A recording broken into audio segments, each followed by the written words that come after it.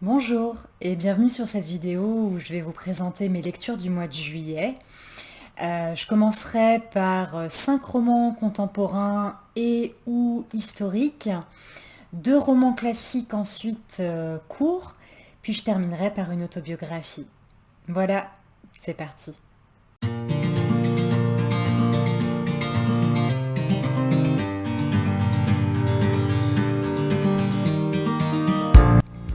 Alors j'avais beaucoup aimé Marraine et puis bien sûr Veiller sur elle de Jean-Baptiste Andréa, prix Goncourt du coup. Et donc avec curiosité j'ai voulu lire Des Diables et des Saints du même auteur qui est paru en 2021. On suit Joseph, 16 ans, ou plutôt 69 ans quand commence le récit. C'est lui-même qui s'adresse au lecteur. Et alors c'est un pianiste au talent immense, mais il ne joue uniquement que dans les gares et les aéroports de Paris. Alors on comprend qu'il attend quelqu'un, il attend plus précisément une femme, et il va revenir en arrière sur en gros pourquoi il en est arrivé là. Joseph s'est retrouvé orphelin à l'âge de 16 ans et il a atterri dans un orphelinat dans les Pyrénées, un orphelinat religieux, où en fait il y avait de nombreux sévices, humiliations, etc. Bref, un lieu à fuir complètement. Et comme voilà, il a un talent de pianiste, il s'est retrouvé plus ou moins à donner des cours à une jeune femme, une jeune fille, Rose, qui, bon, a un caractère bien trempé. Elle m'a rappelé un petit peu Viola dans Veiller sur elle, avec ce côté très indépendant, caractère fort, ce genre de personnage que j'aime bien. Cette rencontre va beaucoup compter, mais c'est aussi les amitiés qu'il va créer avec d'autres enfants de l'orphelinat qui vont aussi énormément compter. Et d'ailleurs, je trouve que, enfin, en tout cas, moi, je me suis attachée particulièrement à ces personnages, notamment le petit Sous-X. On comprend plus ou moins pourquoi il a ce nom-là, qui est vraiment très très attachant. Et il m'a fait penser à Petit Gibus dans La Guerre des Boutons.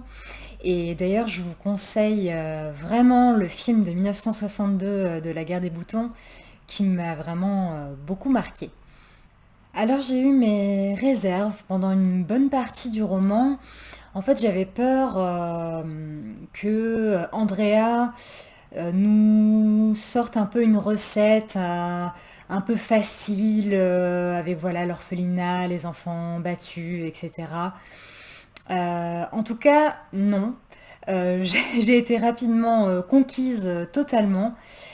Déjà parce que l'écriture est absolument magnifique, vraiment c'est remarquable. Et aussi pour d'autres choses, notamment la façon dont la relation avec le piano en tant que pianiste, en tant que musicien, j'ai trouvé ça très juste, la façon d'aborder comme ça le musicien face à son instrument. Bon, moi j'ai fait du piano aussi, mais pas à ce niveau-là. Et enfin voilà, il y avait pas mal de choses. Et puis au final, l'auteur ne tombe donc pas dans le mélo facile. L'auteur propose quelque chose d'original, avec une qualité remarquable. Et en fait, ce livre est extrêmement émouvant. Enfin, en tout cas, moi, j'ai été très émue et vraiment très fort. Et je le recommande vivement. J'ai aussi lu La Maison d'Emily de Amy Belding Brown. C'est un roman qui est paru juste cette année en France et qui relate la vie d'Emily Dickinson, la célèbre poétesse. Et c'est un roman qui m'a vraiment beaucoup, beaucoup plu. C'est à travers le regard de Margaret, une immigrée d'Irlande, qui a fui l'Irlande pendant la Grande Famine, que du coup on apprend à connaître la poétesse Emily Dickinson, puisque Margaret devient bonne chez les Dickinson. Et donc il est question d'Emily Dickinson donc dans cette maison magnifique qui lui était très très chère, où elle a eu une vie, tout le monde dit toujours, voilà, une vie de recluse, mais au final c'était quelqu'un qui était très proche de la vie, à travers son rapport aux plantes dans son jardin, la lumière du ciel. Elle avait une grande correspondance aussi avec beaucoup beaucoup de gens, elle échangeait beaucoup de lettres. Et bref, quelqu'un en fait qui pouvait passer très bien de la mélancolie aussi à une profonde extase et qui était quelqu'un finalement de très marquant, qui nous marque nous aujourd'hui, mais à l'époque même Margaret la Bonne était touchée par cette personne. L'autrice a bien sûr imaginé qui était Margaret. Elle s'est basée quand même sur des lettres d'Emily Dickinson qui parlaient d'elle, donc voilà, pour imaginer un peu son caractère, etc.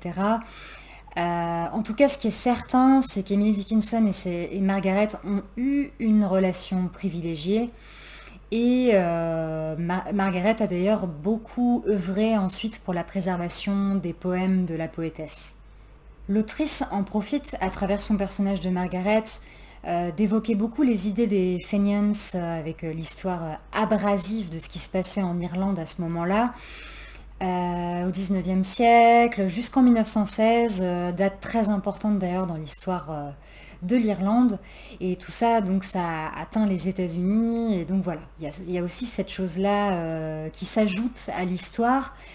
Il y a aussi les questions de protestantisme, de catholicisme, d'amour aussi, entre autres.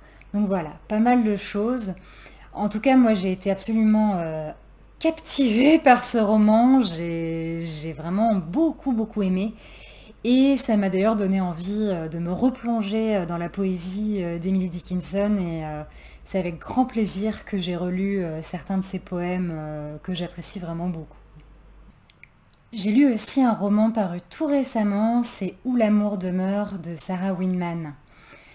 Alors dans ce roman, on est parfois pris à grande vitesse, comme parfois l'autrice prend plus son temps, dans un voyage.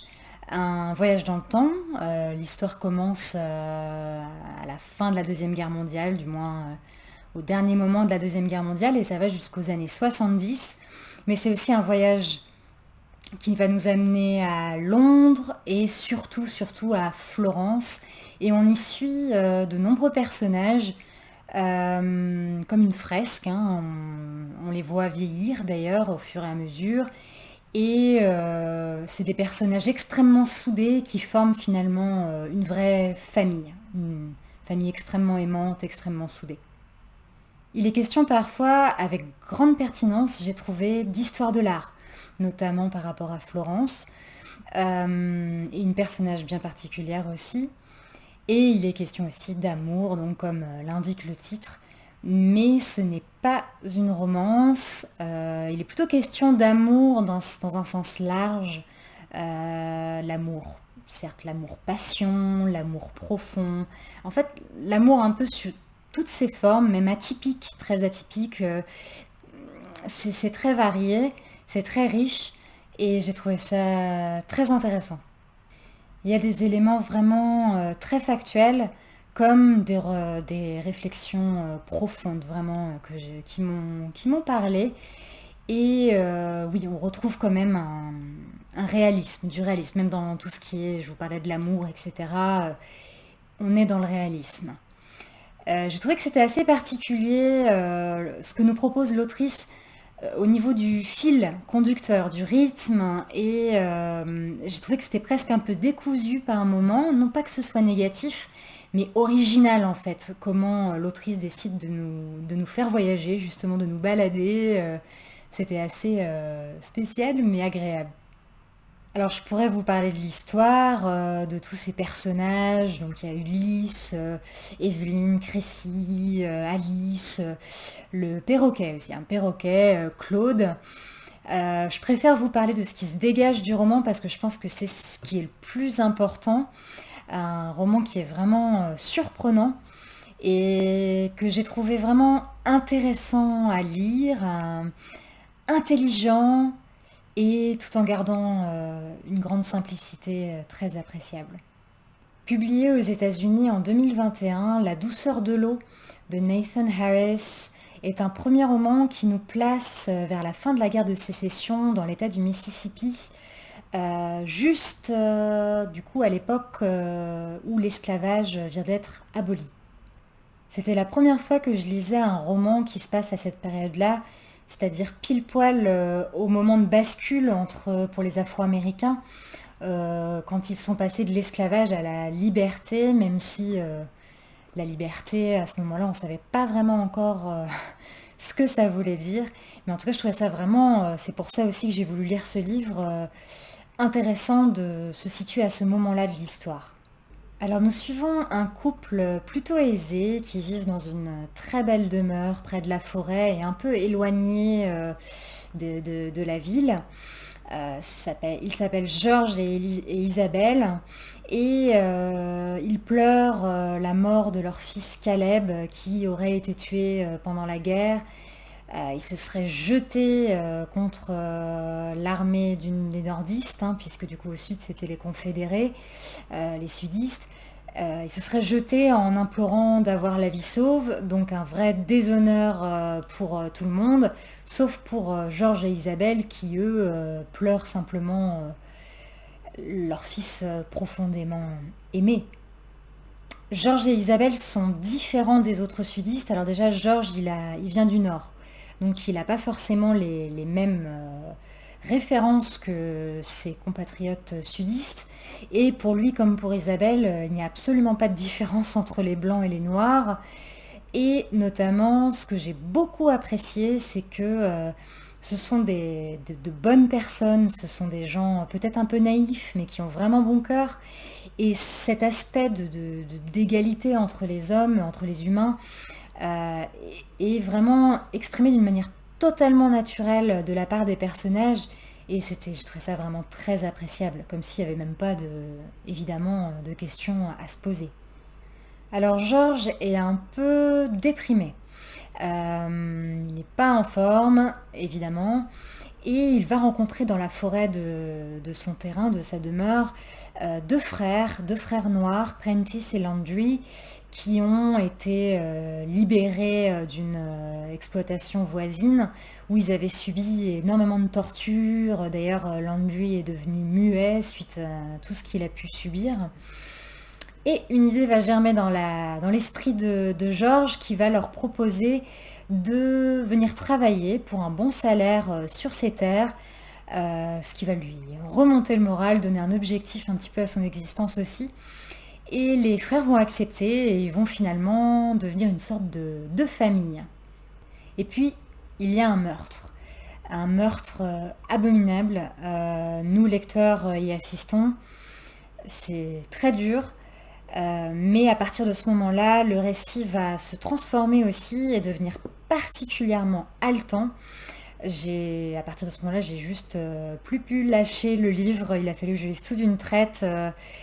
C'était vraiment extrêmement prenant. Et ce que j'ai apprécié aussi, c'est le réalisme. Parce que l'auteur a choisi de nous emmener dans une aventure pour nous parler de l'époque, certes historique, des problèmes rencontrés par les Afro-Américains, etc. Mais c'est aussi comment des humains, on peut avoir peur, on peut être... enfin, on n'est pas des dieux, c'est une image héroïque de la personne qui est capable d'affronter tout sans ressentir la moindre peur, etc. C'est pas du tout ça. Et pourtant, des actes de bravoure, il va y en avoir, mais j'ai vraiment apprécié ce côté très réaliste de comment les humains vivent leurs émotions, etc., dans des circonstances très très difficiles.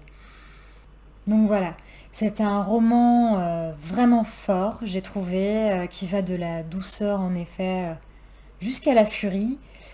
Et oui, je le recommande.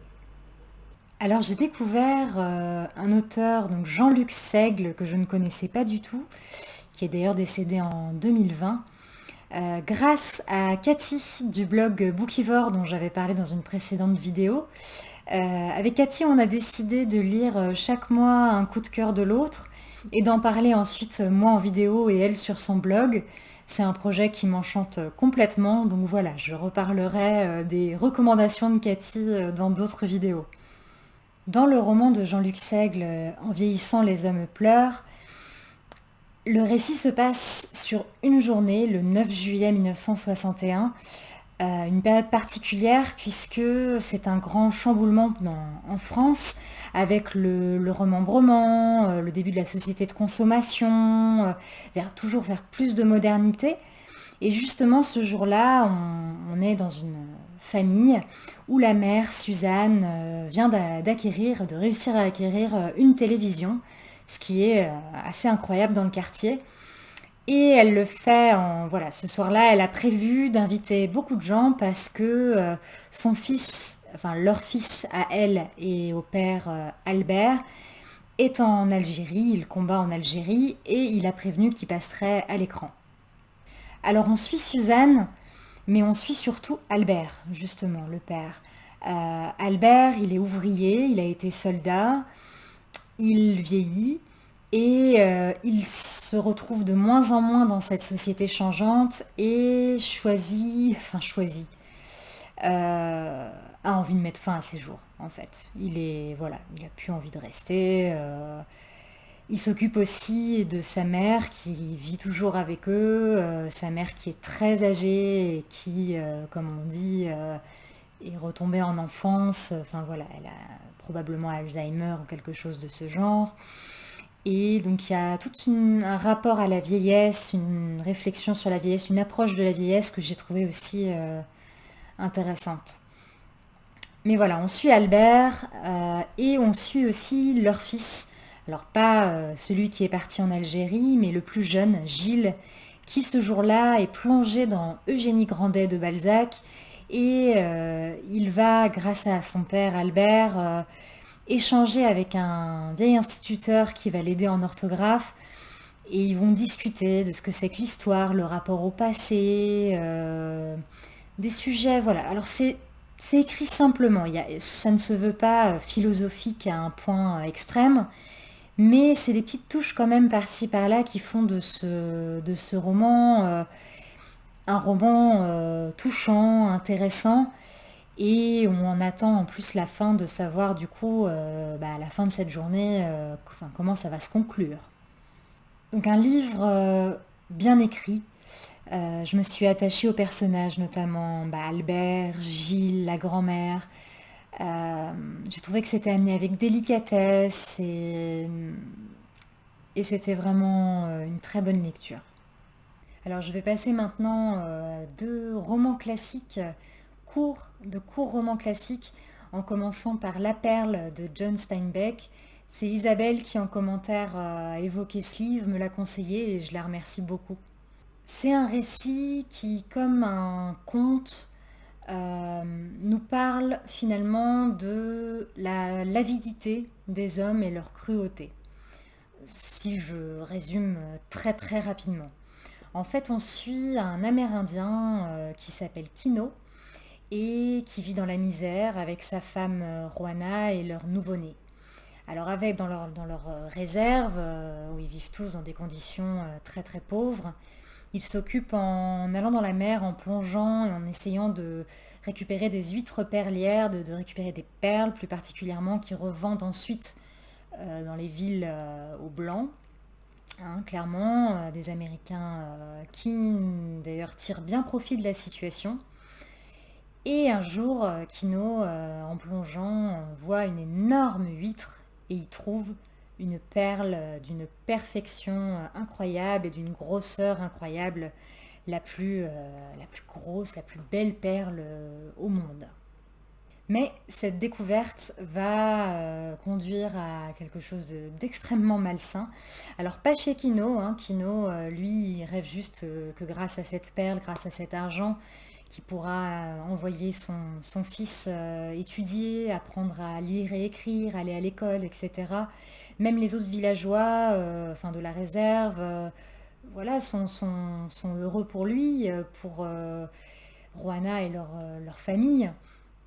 Non, non. Ce qui va être malsain, c'est la réaction des riches blancs. Ça va prendre des proportions absolument incroyables. Et je ne vais pas en révéler plus parce que comme il est très court ce texte, je vous invite vraiment, si ça vous intéresse, à le découvrir et à vous faire, voilà, je ne vais pas tout déflorer, à vous faire votre propre découverte. Et en tout cas, tout ce que je peux dire, c'est que c'est un texte vraiment, vraiment fort et qui vaut vraiment, qui a beaucoup d'intérêt et vaut le coup d'être lu. Deuxième roman classique court, c'est Une femme apparue de René Vivien. Alors ce texte a été réédité récemment chez Talent Haut sous le titre de L'Aimé. C'est chez eux que j'ai lu ce texte. C'est originellement, il avait été publié en 1905. Et alors René Vivien était britannique, mais elle écrivait en français. C'était une homosexuelle assumée et elle fréquentait beaucoup les salons parisiens, toute la sphère intellectuelle de l'époque. Et elle est décédée à 32 ans en 1909, donc pas longtemps après la sortie de ce texte.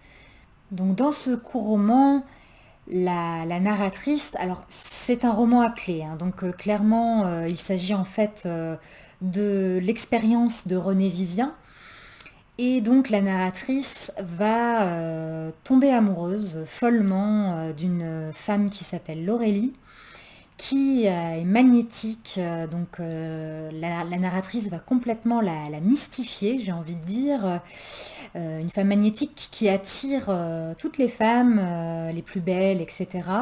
Mais qui elle-même n'est amoureuse de personne, mais qui ne peut pas s'empêcher quand même de collectionner les conquêtes, et qui le fait tout en sachant qu'elle crée énormément de souffrance chez les femmes, mais ça ne l'arrête pas.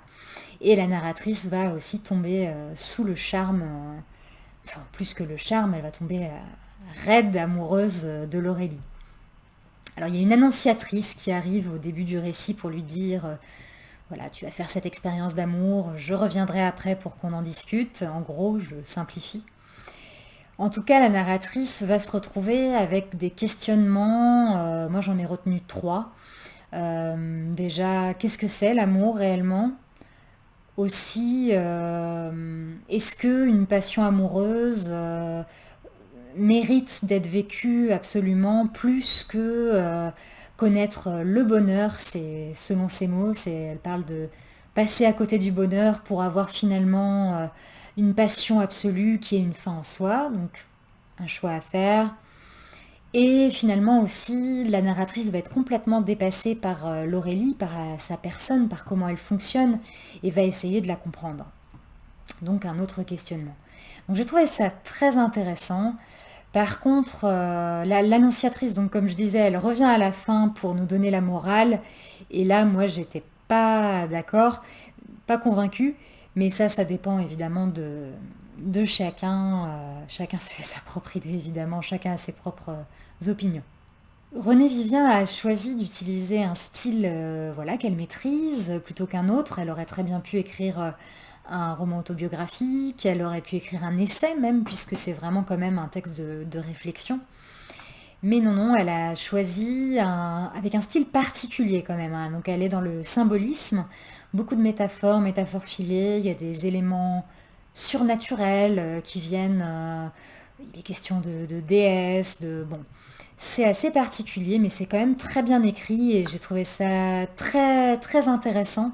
Donc voilà, un sujet qui peut peut-être vous intéresser.